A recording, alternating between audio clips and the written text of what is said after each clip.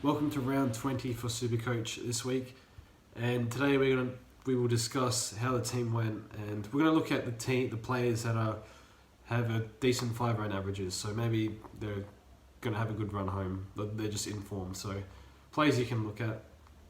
So anyway, we scored 2,575. That's pretty good, and ranked 410. That's okay. Went up 100. So I finished about 350 last year. So probably want to beat that this year, but will depend on injuries and all that. So hopefully we'll be fine.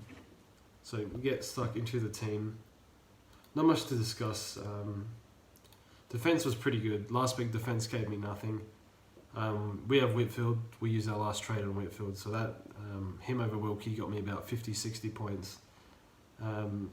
Laird was good. Williams good. Pretty good. Midfield was on fire this week. Besides Sloan and Cripps. But yeah, I didn't captain McRae, even though that's something I do a lot. I had Gawn as captain this week. But yeah, 5 outstanding. Should have vice-captained him. I vice-captained Danger. That failed miserably. So yeah, midfield really good. Bontempelli at 166. Little unexpected, but that's really good.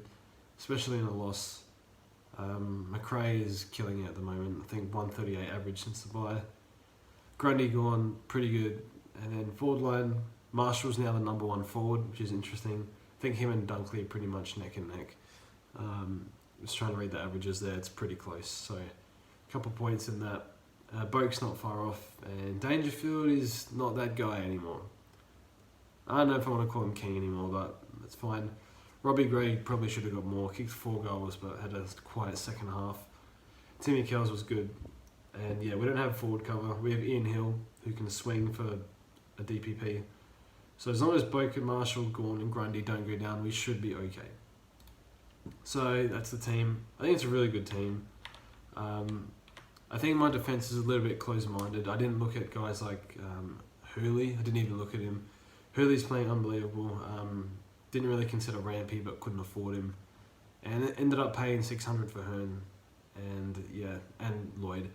And that's kind of hurt a little bit, but it's fine. I think I bring that up every week, but we'll quickly look at the players that are in form. So we'll look at defenders real quick, and then 5 round average. Nick Newman, really good. Probably gone now.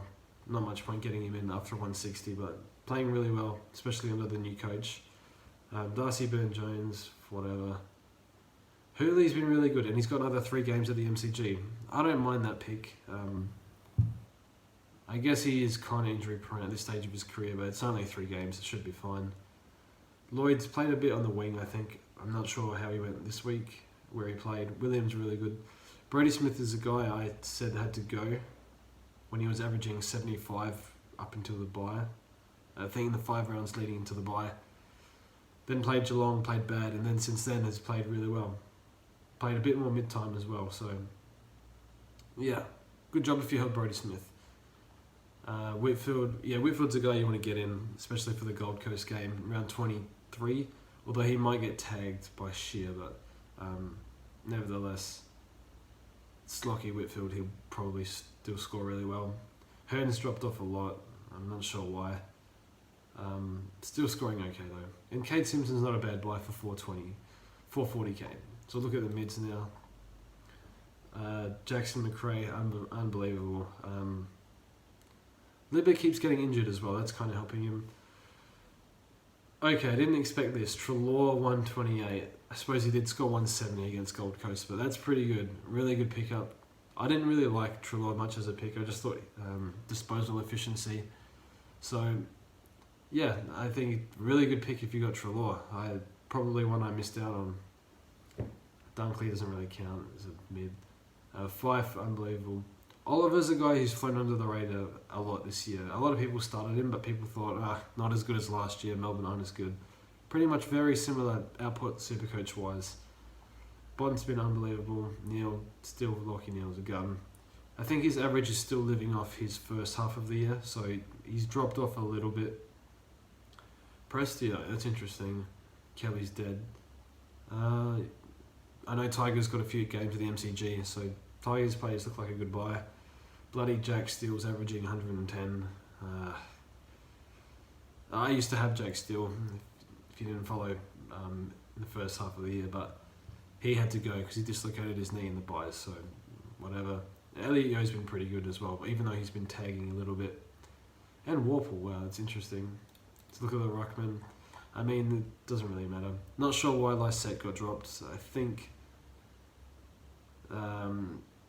based on form, there's no way he should have been dropped. So, yeah, kind of really rough call on him. But Wright is pretty good Ruckman.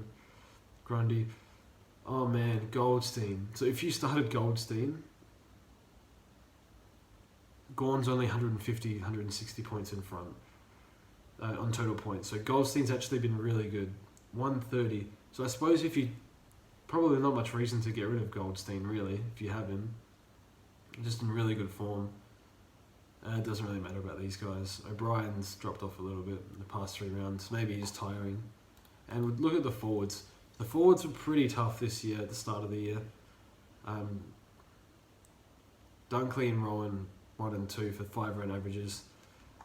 Dangerfield feels like he's dropped off, but still, I think he had a few big games after the buys.